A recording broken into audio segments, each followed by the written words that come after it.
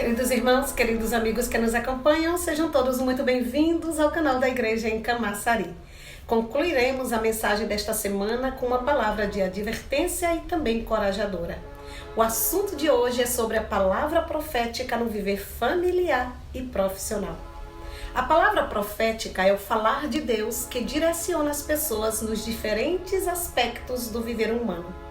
No viver familiar, o apóstolo Paulo, em Colossenses 3, 20 e 21, adverte: Filhos, em tudo obedecei a vossos pais, pois fazê-lo é grato diante do Senhor.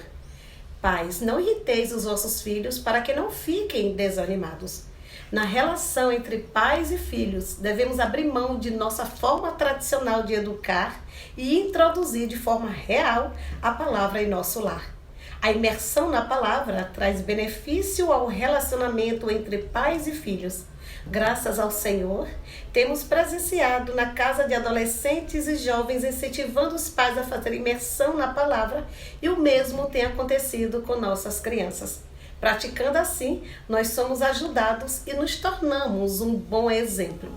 Primeiramente, os filhos precisam aprender a honrar os pais, que é o primeiro mandamento com promessa. Se honrarmos nossos pais, seremos sempre abençoados pelo Senhor e teremos vida longa na terra. Independentemente de como são e de como nos trata, é nosso dever e responsabilidade honrar nossos pais. Os pais, por sua vez, não devem usar as escrituras para exercer autoridade rigorosa e severa sobre os filhos, mas com muito amor e firmeza devem conduzi-los no caminho do Senhor, sempre no equilíbrio entre justiça e amor.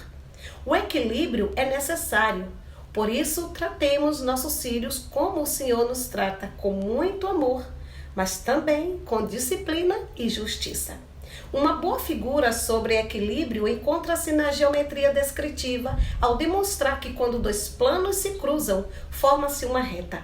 Supondo-se que um plano seja a justiça e o outro o amor de Deus, existe uma reta, um lugar exato onde está o equilíbrio entre a justiça e o amor.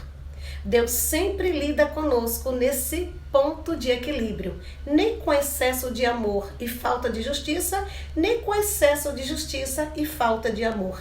Deus sempre equilibra amor e justiça. Só existe uma reta para andarmos. Pendendo para um lado, há exagero na justiça. Pendendo para o outro, há exagero no amor. Conseguiremos fazer isso enchendo-nos da palavra de Cristo para ver realidade espiritual em nosso viver familiar. O apóstolo Paulo, em Colossenses 3, do 22 ao 25 e 4:1, também nos ensina sobre relações profissionais. Na época de Paulo, as pessoas derrotadas numa guerra eram trazidas como escravos junto com os despojos para servir ao povo que os conquistou.